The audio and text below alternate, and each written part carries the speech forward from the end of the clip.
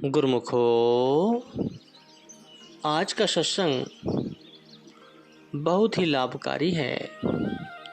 सभी गुरुमुख ध्यान पूर्वक सुने और लाभ उठाए।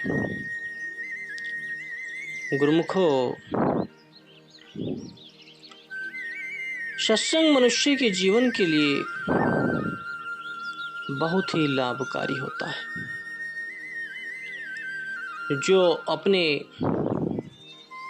मन से सत्संग को श्रवण करते हैं, उसे अपने जीवन में आधांतरित करते हैं,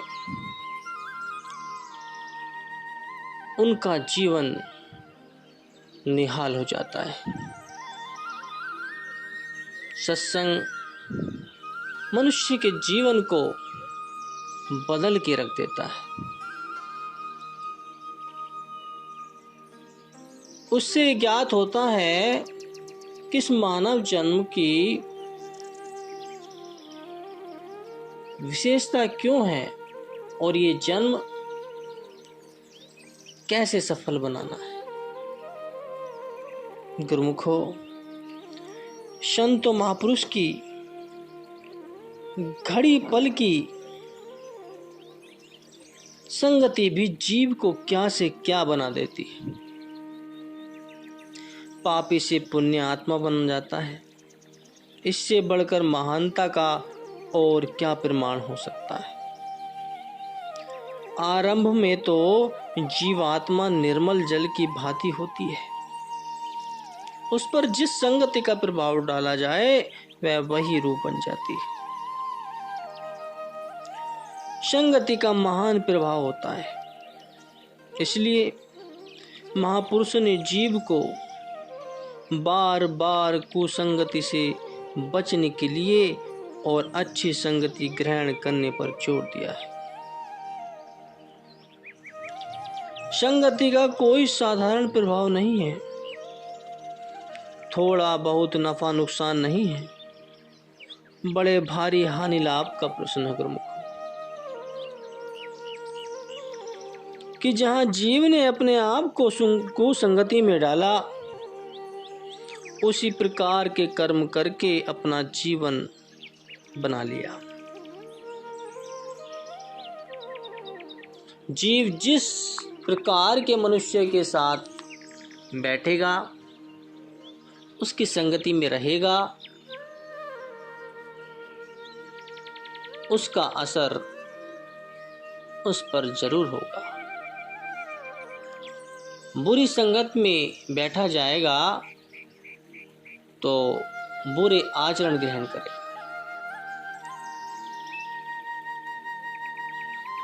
और सही और सत्य संगति में बैठेगा तो सत्य ग्रहण करेगा, सत्य मार्ग पर चलने का कोशिश करेगा। जिसके परिणाम स्वरूप जीव 84 लाख योनि का शिकार हो गया और जन्म जन्मांतरों के लिए अपने आप को दुखी कलेशों में डाल दिया।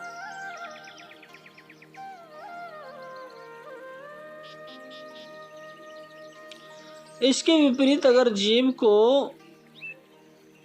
सुसंगति का अवसर मिल गया और उसने अपने जीवन को मालिक के भजन भक्ति और प्रेम सच्ची सेवा में लगा दिया,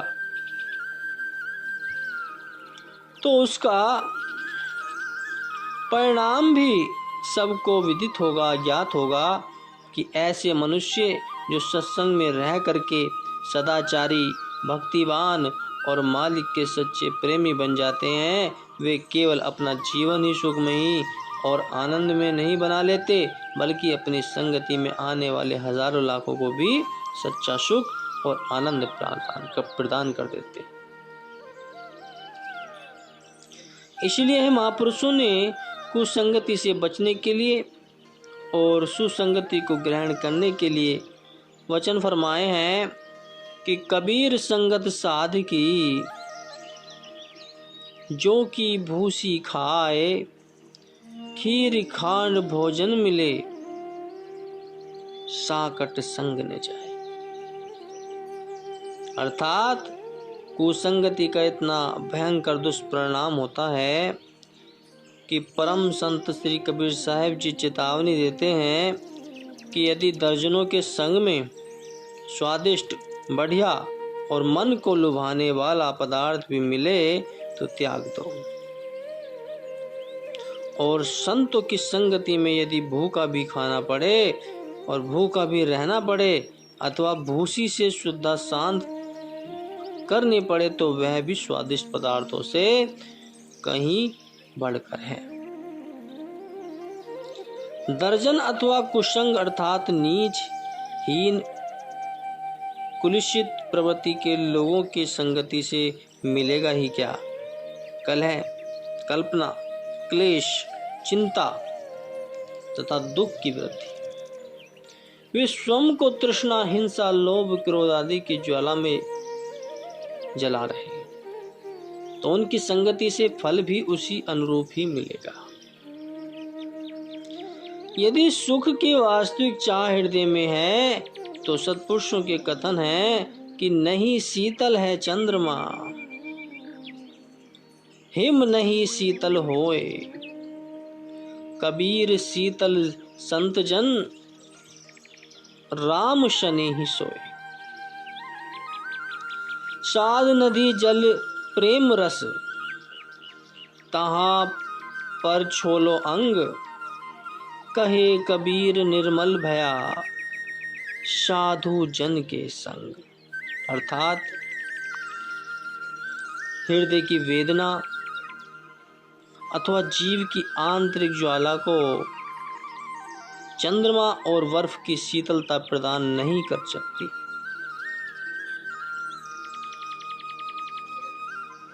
वह तो केवल संतों की संगति से ही होगी। जो मालिक के नाम से प्रीति लगाकर शीतल रूप बन चुके हैं, संत जन प्रेम रूपी अमृत की नदी हैं, उनकी शरण व संगति में मन को धोया जा सकता है। परम संत श्री कबीर साहिब जी भी फरमाते हैं कि संतों की संगति में ही वृद्धि निर्मल होती है और घट में दिव्य ज्ञान का प्रकाश होता है। कितने रहस्यमयी ये प्रमाण। शरद पूर्णिमा का चांद अत्यंत शीतल माना जाता है। बर्फ को 2 मिनट हाथ पर रखा जाए तो हाथ ठंड से सुन्न हो जाता है। शारीरिक गर्मी के ताप को कम करने के लिए चंदन के लेप का प्रयोग किया जाता है। ये सब इतने शीतल होते हुए भी मानसिक कष्टों को कम नहीं कर सकते। किसी के हृदय में काम, क्रोध अथवा तृष्णा की ज्वाला जल रही हो, उसे चंद्रमा की शीतलता में बिठा दो तो चंदन का लेप कर दो, परंतु ज्वाला तो तभी शांत होगी जब उसे उस ज्वाला के विचारों को शांत करने वाली शीतल विचार मिलेंगे। वे संत सत्पुरुषों के अतिरिक्त अन्यत्र कहीं नहीं मिलते। तो तात्पर्य यह है कि संत महापुरुषों की पावन संगति ही सर्वोत्तम एवं मंगलकारी महातीर्थ है। जीव को सुखमय जीवन का एकमात्र साधन है और लोक परलोक में आनंद देने वाला तथा नरक कुंड की असंख्य यातना से त्राण देने वाला है। संत सत्पुरुषों की संगति में ही मनुष्य को वास्तविक रूप में जीवन प्राप्त होता है तथा वास्तविकता को प्राप्त करके मोक्ष पद और परम सुख की प्राप्ति कर लेता है। इसलिए ही संत सत्पुरुषों की संगति को सर्वश्रेष्ठ कहा गया है। जो मनुष्य समय से संत महापुरुषों की शरण में चला जाता है, उसके जीवन में एक नई बहार आ जाती है, उसके जीवन में एक नई तरंग आ जाती है। सच्चाई का रास्ता अपनाकर जो गुरुमुख संतों के वचनों को धारण करके अपने जीवन को यापन करते हैं, वे हमेशा खुशहाल जीवन जीते। क्योंकि महापुरुष मनुष्य को बार बार सत्य का मार्ग दिखाते हैं, उसे भटके हुए को एक सही मार्ग प्रदान करते हैं। मानव जीवन में समय की बहुत महत्ता है, इसलिए समय में ही इंसान जितना आत्मिक कल्याण का लाभ उठा सकता है उठा ले। इससे बढ़कर मनुष्य में कोई भी वस्तु नहीं। समय के अतिरिक्त सूक्ष्म परमाणु अथवा अन्य नन्हे कण, पल अथवा क्षण माणिकों के सदृश। जल अगर बह जाए तो उसे भूमि खोद कर पुनः प्राप्त किया जा सकता है। खोई हुई दौलत को फिर से कमाया जा सकता है, इकट्ठा किया जा सकता है। भूली हुई विद्या को परिश्रम द्वारा पुनः प्राप्त किया जा सकता है। बिगड़ा हुआ स्वास्थ्य चिकित्सा द्वारा पुनः सुधार किया जा सकता है, परंतु बीते समय के क्षणों को किसी भी युक्ति एवं उपाय से लौटाया नहीं जा सकता। यह संभव नहीं है। हमारे जीवन का प्रत्येक दिन एक प्रिय अतिथि के समान है, जो नियति की ओर से सौभाग्य और संपदा समृद्धि के नव नूतन उपहार हमें भेंट करने के लिए अपने साथ लेकर आता है। यदि इस सामान्य अतिथि का यथोचित आदर सत्कार न किया जाए, अर्थात अपने घर में इसे सम्मान न दिया जाए, तो वह निराश होकर लौट जाता है, पुनः लौट कर नहीं आता तथा प्राणी संपदा समृद्धि के उपहार से वंचित रह जाता है। इसलिए इस दुर्लभ अवसर का उचित मूल्यांकन करना चाहिए। जो कार्य आज करने का है उसे कल पर कदापि न छोड़े जाए, वरना उसे अब और इसी क्षण पूर्ण कर लिया जाए। इसी में बुद्धिमानी एवं चतुराई है।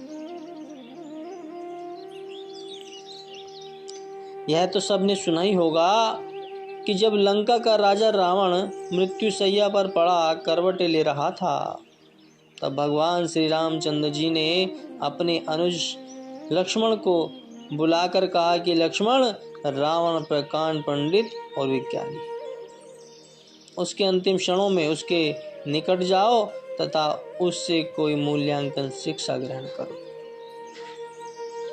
आज्ञा शिरधार्य कर लक्ष्मण चले गए। रावण अपने जीवन के अंतिम श्वास गिन रहा था। उसके नेत्र बंद थे। मृत्यु जनित पीड़ा के कारण उसका चित्त बाह्य जगत से हटकर अंतर्हित हो रहा था। जीवन और मृत्यु के मध्य निर्दायिणी संघर्ष चल रहा था। लक्ष्मण जी वहां आए और रावण के सिर की ओर जाकर खड़े हो गए। उन्होंने अत्यंत आदर भाव के साथ नाम लेकर 2-3 बार पुकारा कि रावण को कुछ चेत हुआ। उसने धीरे धीरे अंधमुते नेत्र खोले, परंतु उत्तर कुछ भी न किया। तब लक्ष्मण जी वहां से लौट आए और श्री रामचंद्र जी के चरणों में सव्रतांत विनय किया।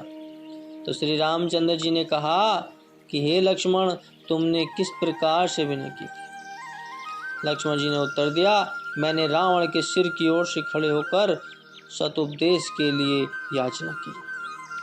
तब श्री रामचंद्र जी ने कहा कि हे लक्ष्मण, रावण नीति निधान है, जिसे शिक्षा ग्रहण करने की आवश्यकता होती है, वह सदा चरणों में जाकर खड़े होकर विनय करता है।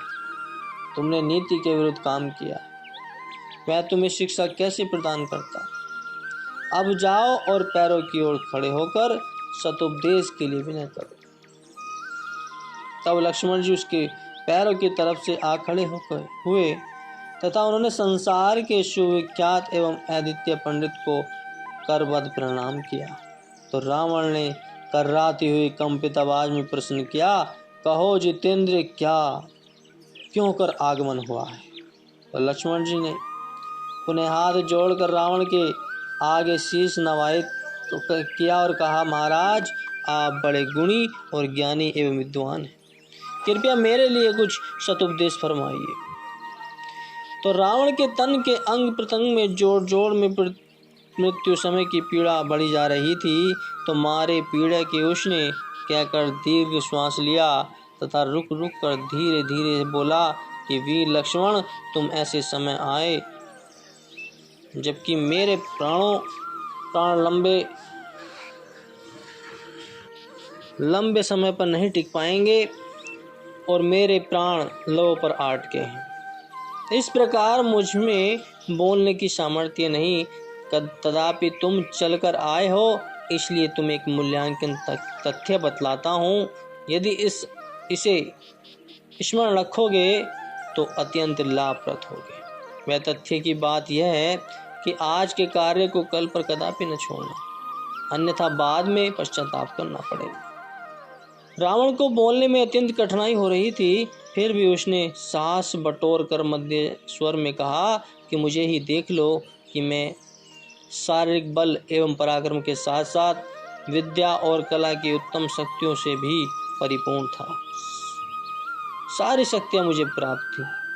अपने जीवन काल में मैंने अनेक महत्वपूर्ण कार्य किए, परंतु 2 कार्य ऐसे भी थे जिनमें सदैव कल के लिए टालता रहा, और परिणाम यह है कि आज उन कार्यों को पूर्ण न कर सकने का खेद मन में लिए संसार से विदा हो रहा हूँ। 2 महत्वपूर्ण कार्य करने की मेरी अभिलाषा थी। एक तो यह कि सागर के सार जल को मधुर एवं स्वादिष्ट जल में बदल दूं, तथा दूसरा संकल्प मेरा यह था कि पृथ्वी से लेकर स्वर्ग तक सीढ़ी लगवा दूं। ये दोनों कार्य मैं जनहित के लिए करना चाहता था। यद्यपि यह दोनों कार्य मेरी सामर्थ्य से बाहर नहीं थे, तथापि मेरा दुर्भाग्य भी कि मैं सदैव इन्हें आगामी कल पर टालता रहा। परिणाम स्वरूप मेरी यह दोनों महत्वाकांक्षाएं आज तक पूर्ण न हो सकी। आज मुझे घोर पश्चाताप हो रहा है कि इन कार्यों के संपादन में मैं टाल मटोल क्यों करता रहा। तुम चाहो तो मेरे इस पश्चाताप से शिक्षा ग्रहण कर सकते हो। बस मेरा यही उपदेश स्मरण रखो कि जिस कार्य को करने का संकल्प करो उसे टालो मत, उसमें देरी मत करो, उसे कल पर कदापि न छोड़ो। अत्यंत कठिनाई से रावण इतने ही शब्द कह पाया था कि उसके जीवन का टिमटिमाता दीपक सदा के लिए बुझ गया। उसके प्राण बखेर उड़ गए। एक झटके के साथ उसका सिर एक तरफ को झुका और भूमि से जा लगा। लक्ष्मण ने उसे अंतिम बार नमस्कार किया तथा उसके दिए हुए सदुपदेशों पर विचार करते हुए अपने शिविर में लौट आए। तो कहने का तात्पर्य है कि जीवन का समय अत्यंत मूल्यवान है। संसार के किसी भी बहुमूल्य पदार्थ को समय की तुलना में नहीं रखा जा सकता। मनुष्य सोचता है कि अभी जीवन का पर्याप्त समय पड़ा है, भजन सुमरन फिर कभी कर लूँगा। इस प्रकार वह भजन के नितांत आवश्यक एवं महत्वपूर्ण कार्य को कल पर टालता रहता है, परंतु जीवन के क्षण तो रुकते नहीं हैं। समय की अबाध गति को किसने रोका है? वह क्षण क्षण हाथों से निकलती जा रही है। यह मत समझिए कि आयु बढ़ रही है, परन यह तो प्रतिक्षण कम होती जा रही है। इसलिए समय रहते हुए भजन सुमरन में ध्यान लगाओ। एक एक पल बहुत कीमती है, इसे व्यर्थ मत गवाओ।